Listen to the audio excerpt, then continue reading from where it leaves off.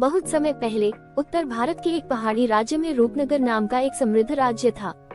यहाँ के राजा हरिराज और रानी रत्नमला अपनी प्रजा के साथ न्याय और प्रेम से रहते थे। राज्य में धन, खुशहाली और हंसी के सिवा कुछ नहीं था।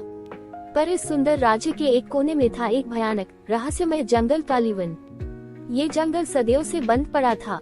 राजा ने वहाँ जाने की मनाही कर रखी थी, क्योंकि जो भी अंदर गया कभी वापस नहीं आया।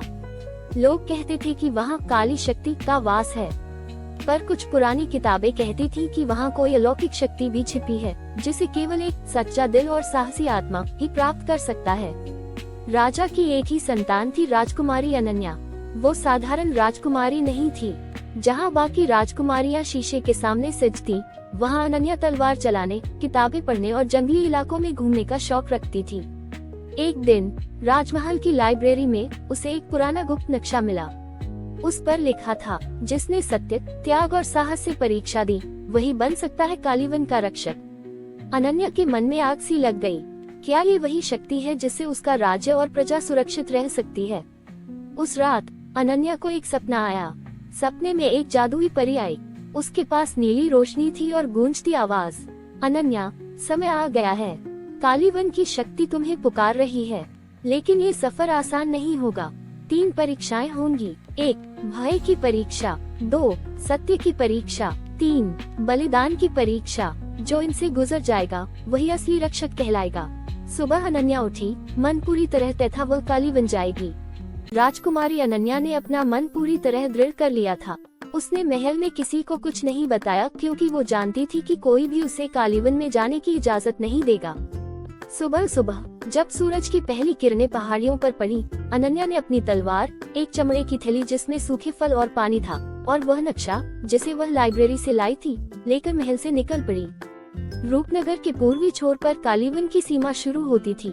घना जंगल, काले पत्तों वाले पेड़ और अजीब सी शांति, जैसे कोई सोया हुआ राक्षस धीरे धीरे जाग रहा हो। जंगल में कदम रखते ही हवा बदल गई। हर दिशा से फुसफुसाहटें आने लगी। कौन है ये इंसान? फिर कोई आया है मरने?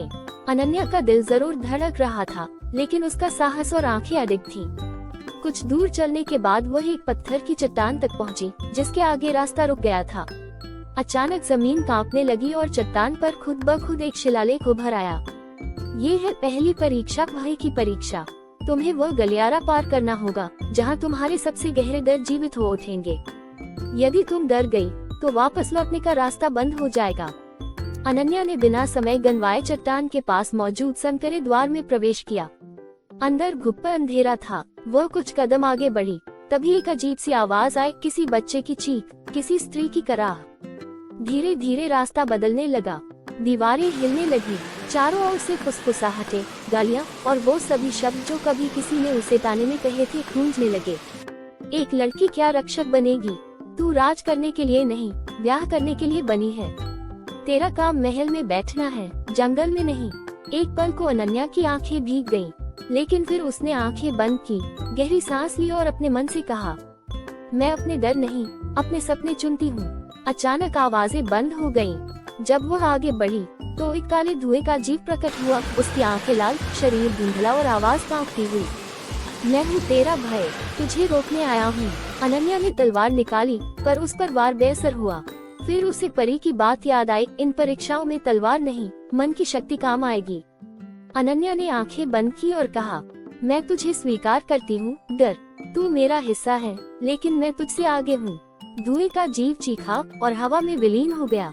सामने की दीवार खुल गई और अनन्या बाहर निकल आई। भय की परीक्षा पार हो चुकी थी।